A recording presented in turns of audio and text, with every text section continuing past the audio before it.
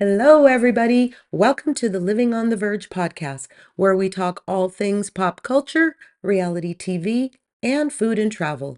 My name is Virginia, and I thank you for joining me for another episode of the Living on the Verge podcast. If you like what you hear, please make sure to follow and subscribe, rate and review, and especially tell a friend. Now, let's get started. This week on the podcast, in pop culture and Bravo news, we have an exciting BravoCon update. And did you hear about Mo at the Chateau? We'll tell you all about it.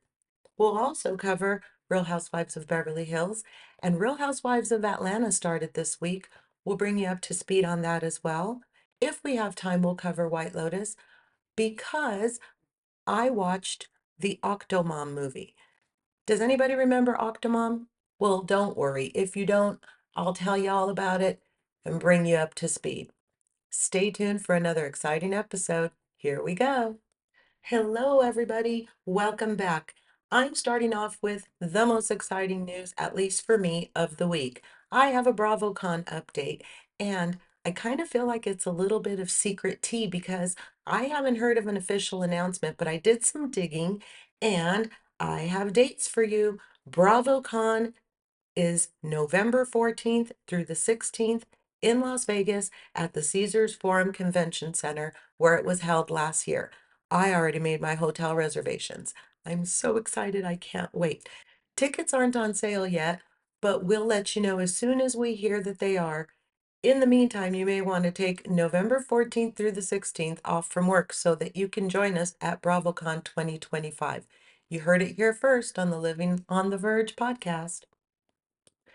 In Real Housewives of Orange County news, Tamra and the rest of the crew were filming in New Orleans last week when Tamra Judge abruptly quit the show.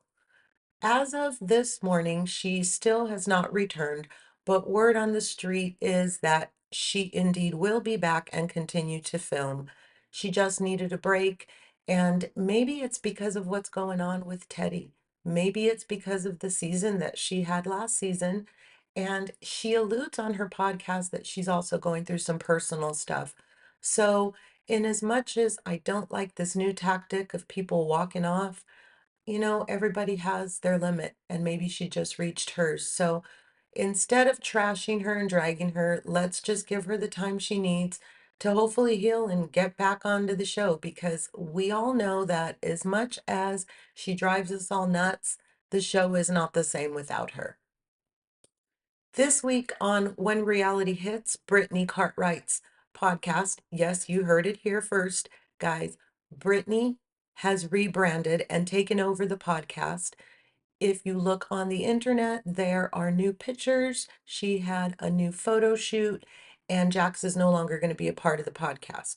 I heard a rumor that Jax may be starting his own podcast, but he is no longer part of Brittany's. And with that said, Brittany had a lot to say about Jax's admission of his cocaine addiction. Most notably to me was the fact that even though he is testing weekly, Brittany said that Jax told her he knows exactly how long it takes for cocaine to leave his system. So she decided that she wasn't going to trust the weekly tests, and she's testing him herself as well in order to let him see Cruz. I think it's a good idea, Brittany. I'm really frustrated with the timing on this. I want to be happy for Jax, but I can't help but remember that the Valley is starting soon, and I'm told that he comes across really bad all season. So it seems like our Jax is at it again. Perfect timing, Jax. Honestly, I hope you really take it seriously and get better. In Real Housewives of Salt Lake City news, Lisa Barlow skips the cast trip amid contract and salary disputes. Meredith is said to be missing as well. So obviously they've started filming and there seem to be a couple of people missing from the equation.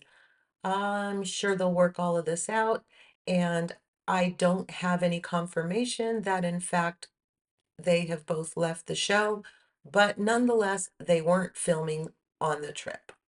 In Potomac news, Mia Thornton abruptly quits the show She calls it a pause. She says she's not quitting, but instead is pausing to, quote, realign and focus on what matters, end quote. You should have done that all last season instead of exploiting your children, Mia. Good riddance. And you guys, is Andy Cohen leaving Bravo? There's a ton of speculation on the heels of some rumor that was circulating, and it has not been debunked. We're supposed to have a big announcement sometime in April, and people are speculating whether he is moving on to another venture or whether he is leaving the show altogether, maybe to pursue his serious contract. I don't know, but what I do know is that Bravo will not be the same without Andy Cohen. So, Andy Cohen, if you're thinking of leaving, please don't go. I'll be sure to keep my ear out for any updates and bring them to you.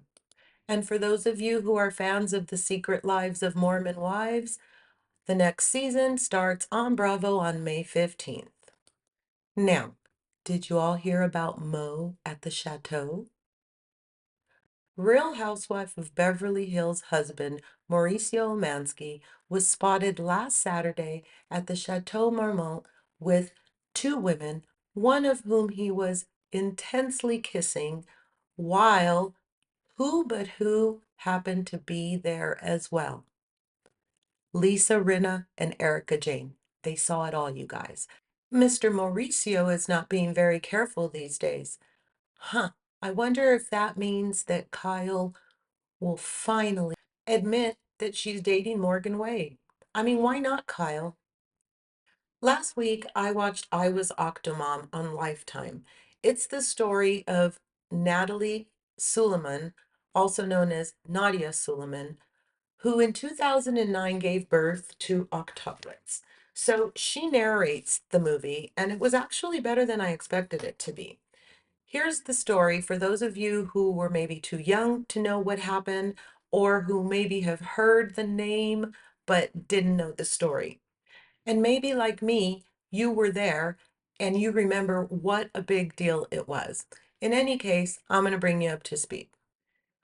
Natalie Suleiman was a straight A student who was married and then decided that she wanted children more than she wanted a husband, so she left her husband.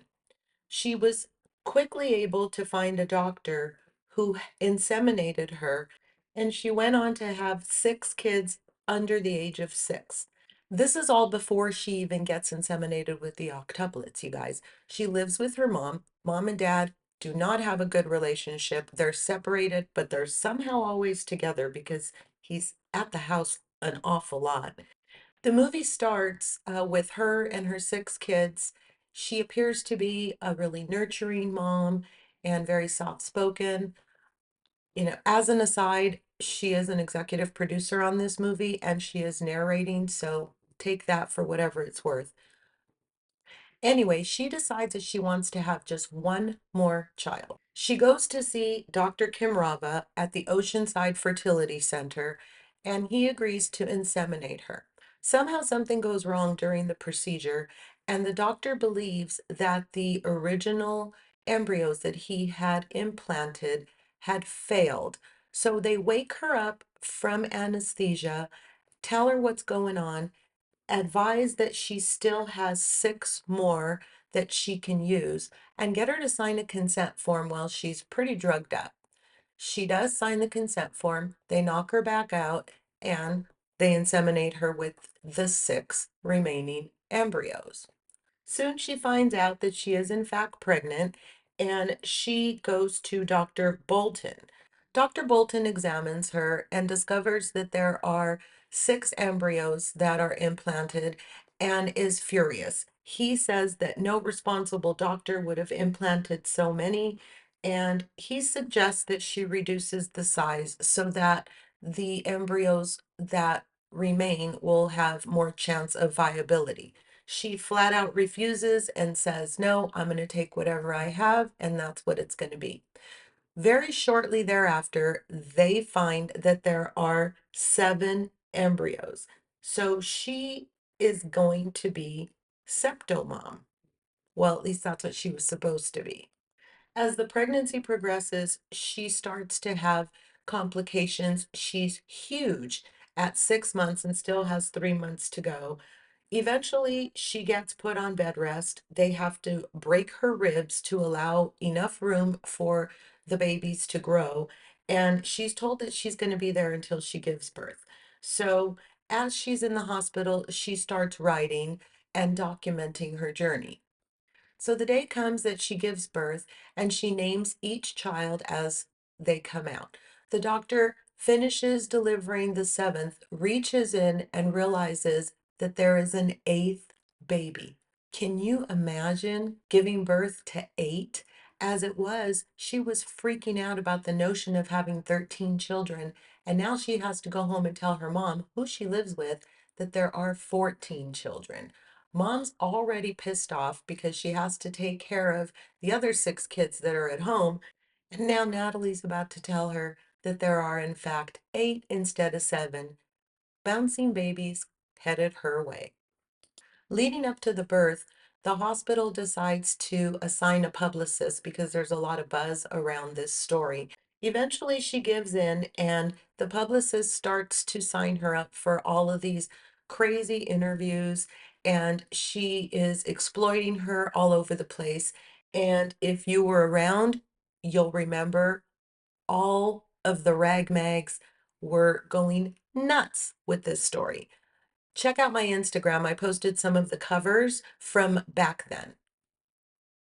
At one point in the movie, Natalie confronts Dr. Kimrava about what the hell happened. How did I end up with eight babies? Well, he says the original three that I implanted must have also been viable, and that's how you ended up with eight. He begs her not to say anything to cover, and she does. When they flash to her as she's narrating, she says that this is one of the moments that she is kicking herself for ever since because she should have done something. Because she didn't, the doctor went on to implant a patient that had stage 3 cancer and all sorts of other horrific things until he was finally disbarred in 2011. Eventually, Natalie loses the battle and agrees to start doing all of the interviews. She gets eaten for lunch by Ann Curry, and shortly thereafter finds out that her own mother sold her out, invited reporters into the house, showed photo albums from when she was a kid, told all sorts of untrue stories about what was happening.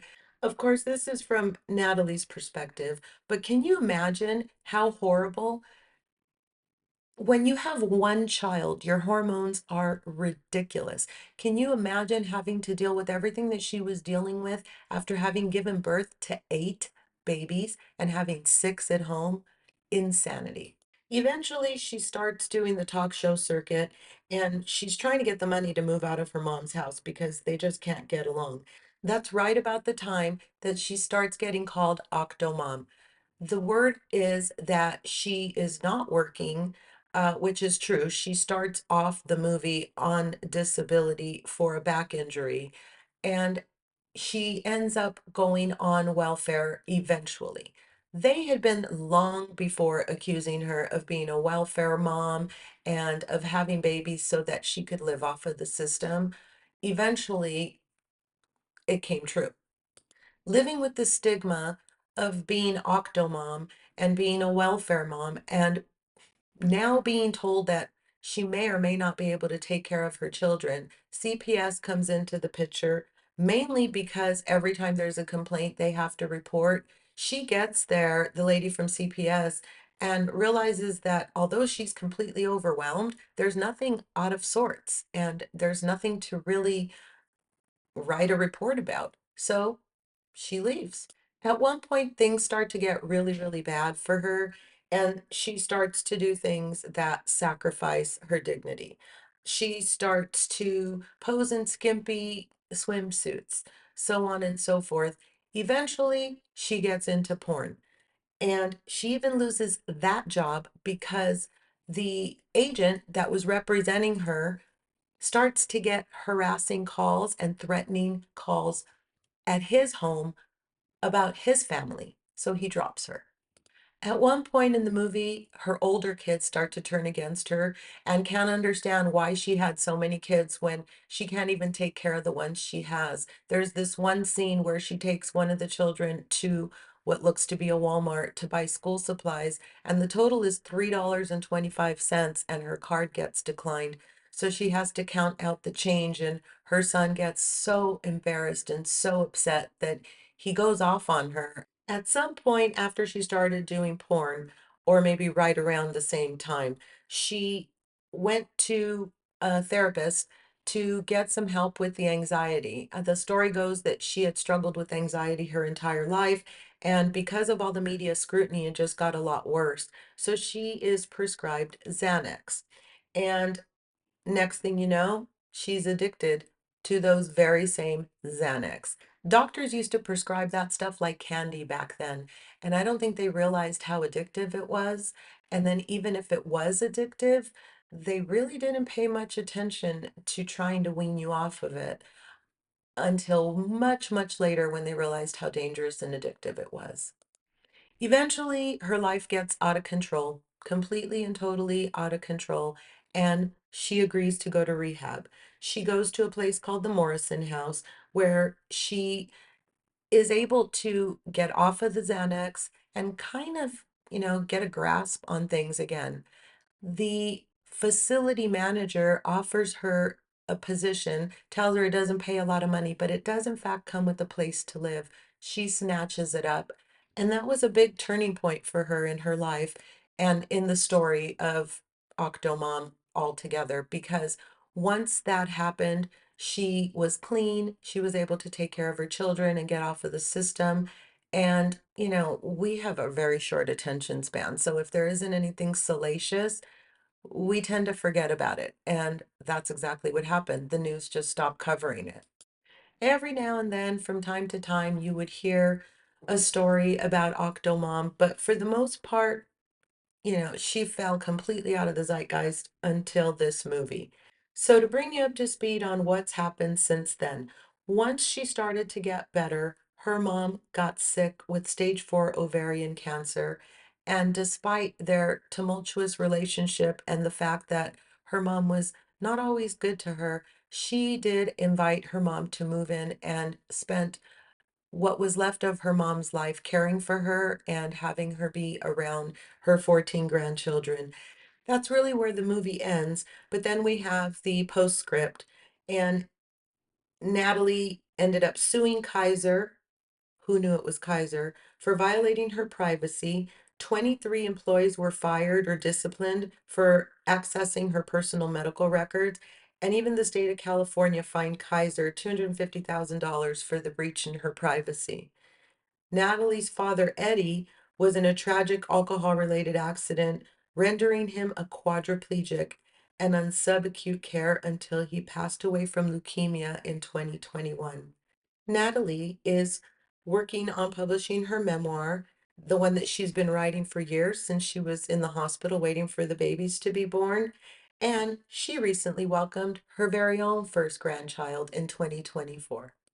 So there you have it, guys. That's the story of Octomom. If you didn't know, now you know. And if you forgot, now you remember. You remember. Let's move on to Real Housewives of Beverly Hills. I started off by checking the ratings, and they are up from last week, 29,000, from 800 to 829,000. But the series reached a low earlier this month, having received its worst ratings ever. So this week, Garcelle heads to Sutton's and they talk about Sutton's fashion show and the fact that Kathy was in all of the news because of her shenanigans at the fashion show. But then they move on and they start talking about Garcelle's dinner with Dorit. Garcelle tells Sutton that if she wants Dorit to be her friend, all she has to do is give her her Kelly bag.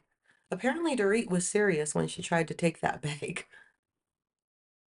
Meanwhile, at Erica's house, Dorit and Bose show up to visit, and I'm assuming to see the new decor. And Bose shows up with gifts for the St. Lucia trip that she's planning. At some point, Bose makes a snarky comment about Sutton's show, and Erica's upset.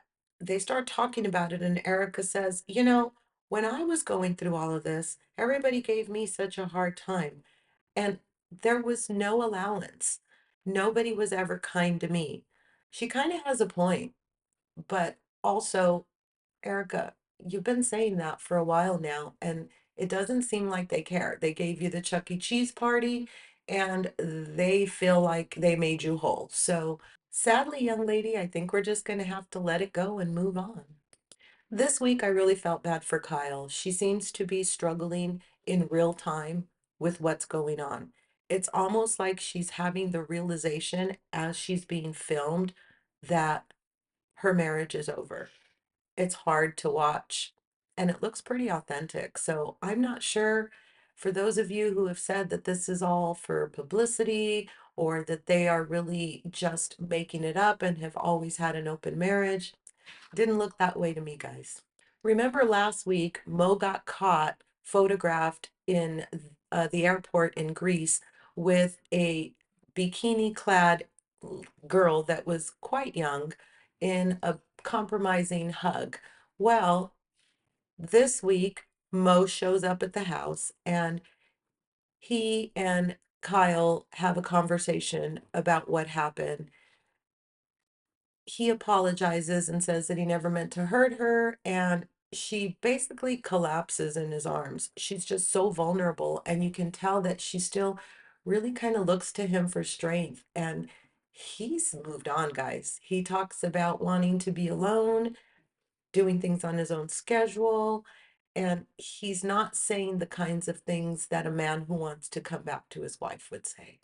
If you haven't watched the show, look especially at Kyle's face during her confessionals. She looks like she's holding back tears and can barely get through them.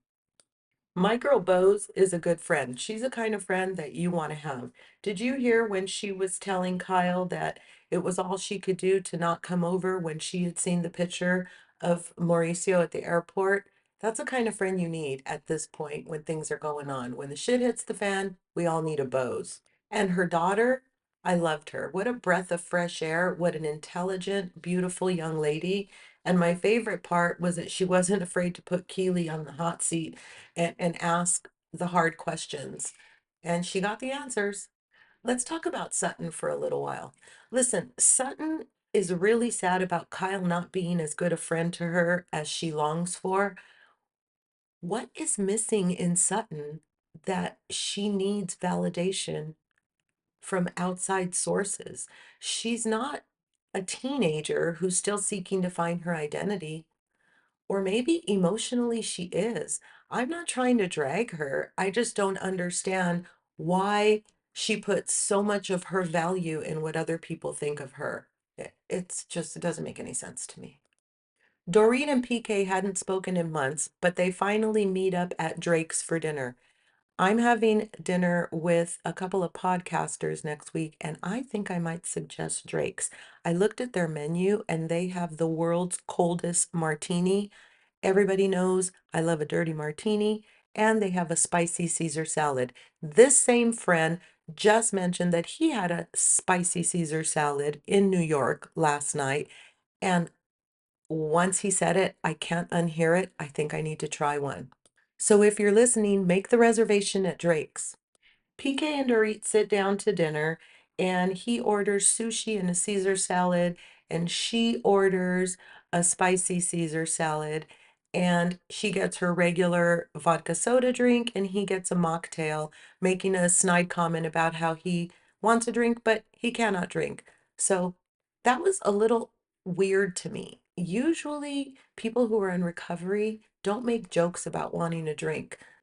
Dorit confronts PK about the 7-page email, and he goes on to say that she didn't tell her friends about the entire contents of the email, and that's why they were reacting so strongly.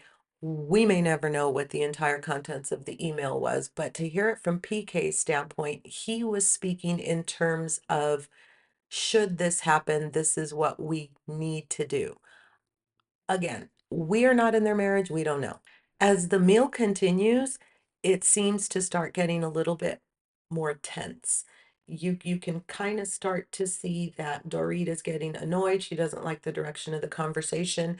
She point blank confronts him and asks him if at any point he wanted a divorce, and he dodged the question. He did not directly answer that question. But I think that Dorit is just still really raw because it wasn't her choice to end the marriage. In real time this week, we had an Instagram story stating that PK and Dorit had reconciled. I dug a little deeper, and of course, it was clickbait. They are not getting back together. They had gotten together to go to a function for one of their children, and that's what the story was about. I still maintain that they are indeed going to have a divorce. It's going to be messy, and it is going to be fodder for next season on The Housewives of Beverly Hills. That's it for Beverly Hills, guys. Let's move on to the Real Housewives of Atlanta. This week saw season 16, episode 1 of Atlanta, and I checked the ratings. I thought the show was fantastic. I expected the ratings to be through the roof, and I was super surprised. The ratings had a sharp decline, garnering only 723,000 viewers for this first episode. I'm thinking that as word gets out, the ratings will improve because honestly, this one is one to watch. If you stopped watching Atlanta like me because you were over it, you might want to give it another look. Portia Williams is back and she's got a peach. For all of those of you who missed her, she's back. Sadly, she's going through another divorce, this time from her husband Simon, who, after not very long of a marriage, she realized he was a completely different person than he told her she was, so much so that it's my understanding he's currently in ICE custody because he had false documents and was never supposed to be in this country to begin with. Yikes. So we see Portia visiting Randy, who is the same divorce attorney who helped her with her divorce from Cordell Stewart. He was the NFL player that she was married to for a little while. He played for the Bills, the Ravens, the Steelers, and the Bears. And they had a very nasty divorce, but she was so over it that she walked away with nothing. If you go back and read up on their divorce now, she literally left with no alimony. She had none of the assets that were marital assets and was even forced to pay her own credit card balances at the end of that marriage. But if you hear her speak on it, she says that she didn't want anything and she walked away because she just wanted out. She meets up with Shemaya at Candyland, the strip club, to let her hair down for a while because she hasn't been out since all the divorce stuff started happening. And in conversation, Shemaya tells her that Drew had been seen hanging out with Dennis, her baby daddy, Portia's baby daddy. Huh. Well, Portia's look told us all we needed to know. She was surprised. She had no idea. We'll see what develops with that story. But the one comment I do have is I really did not like Portia's confessional look. The one with the boob dress. Is that a thing? I didn't like it, guys. What are your thoughts? Let me know in the comments.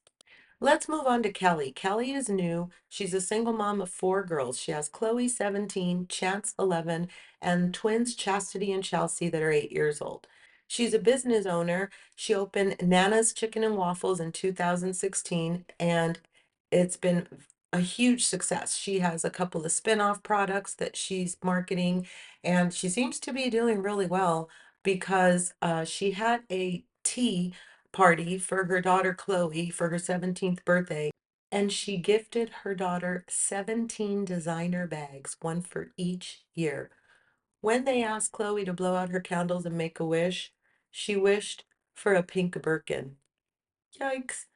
Birkins run anywhere from 28,000 to 55,000 on average. They can run anywhere from 15,000 to 2 million, but we're not talking a Coach bag here. This girl's got some high-end taste. Anyway, Mama said no. Mama said Chloe's going to have to make her own money and buy her own Birkin. But she went on to buy her 17 designer bags. Now, I only took the time to research 5 of them, but let's go over them real quick. She got a Balmain that was $1,275. That little black Chanel bag was $10,400. The cute little triangular black Prada that you probably can't even put a telephone in was $1,690. The Christian Dior bag was $3,800, and the pink Balmain was $1,295. That's $18,460 for five of them. And there were 12 more. I can't even imagine. And she says that she intends to do the same thing for her three remaining girls. Holy moly. Now, listen, for me, I think that I would have done something different. I love me a handbag, but for that kind of money, she could have brought her a piece of property or she could have started a business for her. I'm just saying. So Kelly is also going through a divorce. She was married for 11 years and says that it's taken 2.5 years for her divorce to go through, but it should be final in a couple of months.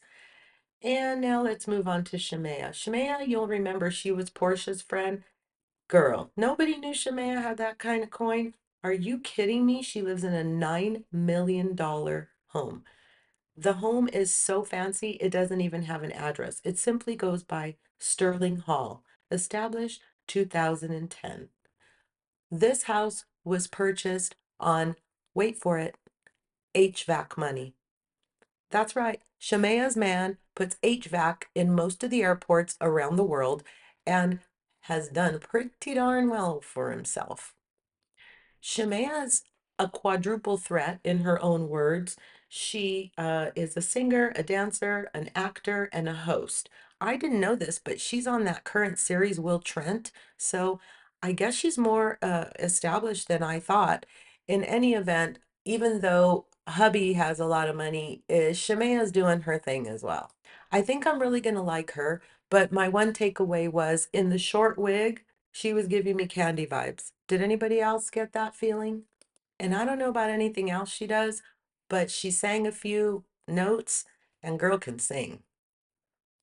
This episode centers around a birthday party for Shemaya, and when she walks down the stairs in that blue dress, it just blew me away. I mean, it was so over the top, yet so pretty that it almost made me want to move to Atlanta because only in Atlanta can you get away with that kind of fashion. Let's move on to Drew. Remember Drew from last season going through all the drama with Ralph? Well, they're going through a divorce now and they're still living together.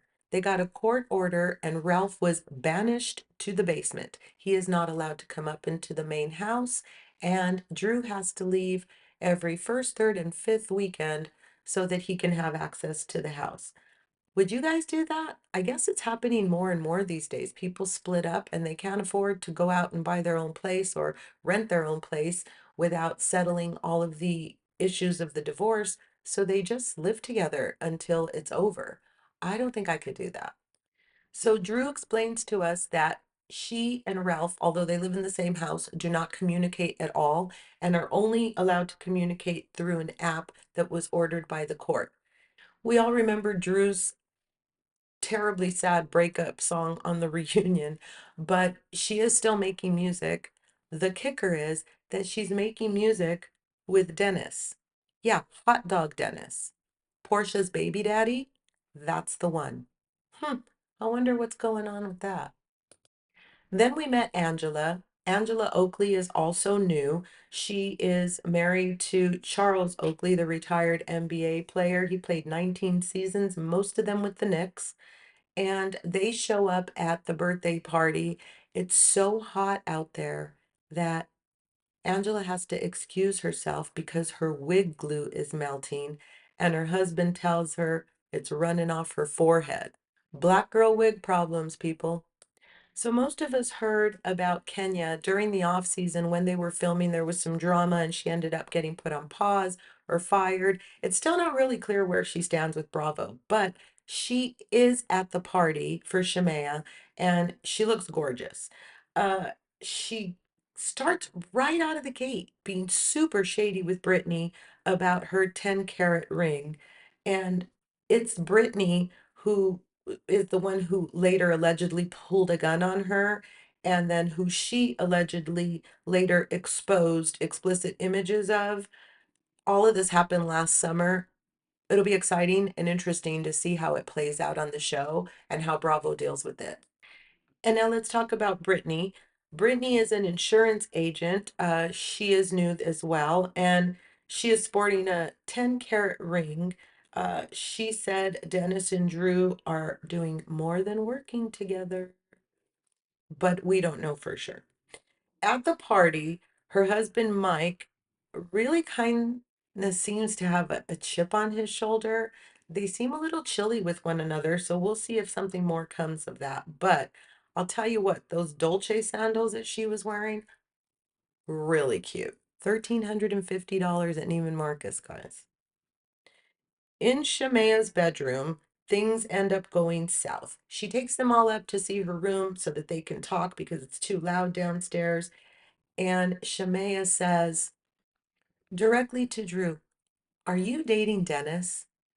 The room went quiet and the episode ended. So we'll have to wait and see what the answer to that question is. I do know that Portia was on Watch What Happens Live later that night. And when Andy asked her about the situation with Drew, she just rolled her eyes and said that she was going to stay quiet for now. So it alludes that there's a little bit more going on between Drew and Hot Dog Dennis. We still have Phaedra coming back, and apparently she only comes the last couple of weeks of the season for filming, but yet she has a peach. So I don't know what impact she could have made in such a short time that she earned a peach, but I guess we'll have to see. And then we have friend of Cynthia Bailey, my girl. I love me some Cynthia Bailey. She's back, and as usual, playing peacemaker at the party. Her dress was nice enough, but her eyes are just so striking. She's just such a beautiful woman. So that's it for Atlanta, guys. It looks like it's going to be a good season. I'll watch the ratings, I'll recap it for you. If you have any comments, any tea, let me know. Well, it looks like we have time for a really quick White Lotus recap. So this is season 3, episode 4, and Jacqueline, Kate, and Lori basically meet 3 guys. Valentine takes them into town. They get buzzed. They want to have fun. Miss Belinda, her son's coming to visit, and in one scene, Belinda tells Pornchai that she knows the guy from dinner, the guy Gary.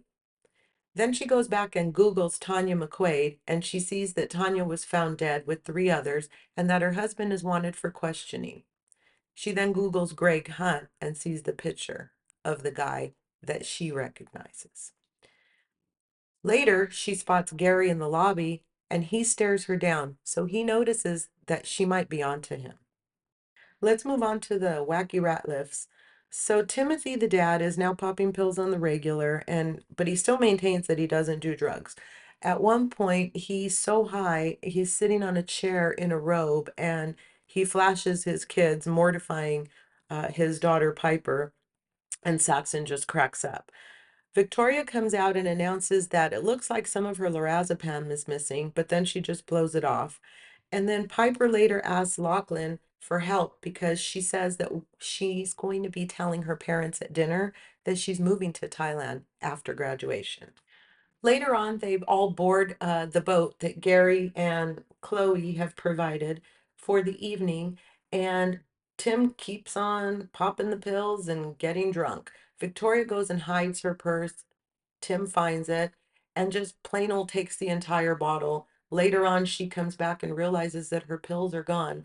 Meanwhile, Talk meets up with Lek about the robbery, and Lek tells him that he needs to have a gun and that he needs to go get some training. So he shows him where the gun is, gives him the key, and locks it up. Later on, Talk is looking at the gun when Mook walks in and they start to chat. He decides to walk her back to work and he leaves the key in the drawer. Well, of course, when he comes back, the gun is missing. Chelsea is starting to lose patience with Rick and wants to know why they are there. Rick says he's leaving to Bangkok. Chelsea is starting to suspect that something is going on and wants answers. Rick finally confesses that he is there because the owner of the hotel murdered his father. He was a humanitarian who went there to help save the land and all of a sudden disappeared. He admitted he doesn't know what the plan is, but he says he has to look the man in the face. So he takes off. Chelsea's going to go to the party. and Rick is going to Bangkok. Chloe tells Gary on the boat that she's really excited about going to a full moon party. Gary says he can't go because he has things to do, and Chloe convinces him to let her drop him off and take the boat. And then she invites all kinds of other people to go on the boat with her to the full moon party. Next thing we see Gary at his house, and that house is just absolutely gorgeous. It is sitting at the top of the hill, and it looks like it overlooks the entire resort. Gary pulls up to his computer and looks Belinda up on the internet and sees that she has a son. So it looks like this episode basically set everybody up to be a potential victim and everybody up to be a potential suspect. It looks like they're keeping with their normal format, and hopefully things will bust open pretty soon here. Either way, we'll be covering it and giving you all of the updates. This week I have a tip for you.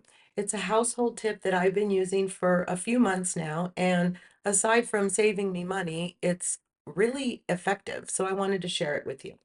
Instead of buying furniture polish, all you need is a spray bottle, 1 cup of vinegar, about 8 or 10 drops of liquid dish soap. I use Dawn. Maybe 8 to 10 drops of your favorite essential oil. I use orange. And then fill the rest of it up with water. Shake it vigorously and use a microfiber towel to clean your surfaces. It repels dust and lint, and it'll help keep your surfaces clean a little bit longer. So there you have it. I told you guys I was going to make sushi last weekend, and we did. It was a big success, and here are my takeaways. You don't need as much fish as you think you do. We ended up having sushi on Friday and on Sunday because we had so much left over. Another thing is, you're going to want to allow some time. I thought I was going to be ambitious, so I made the spicy edamame and I made the miso soup. And by the time I got to the sushi portion of the evening, I was already tired. So take it from me, save your energy. There'll be plenty of sushi. You don't need all of the accoutrements in order to enjoy your sushi experience. But I made California rolls. I made a spicy tuna rainbow roll. I made regular tuna and salmon nigiri, and we had plenty to go around. It was a really fun experience, and I encourage you guys to try it because honestly, it was probably about 1/8 of the cost of sushi. I can see why they charge a lot because it is a little labor intensive, but honestly, once you get the swing of it, it's easy. I may never buy sushi out again, but don't tell my husband that. And finally, in travel, we booked our Rome hotels this week, you guys.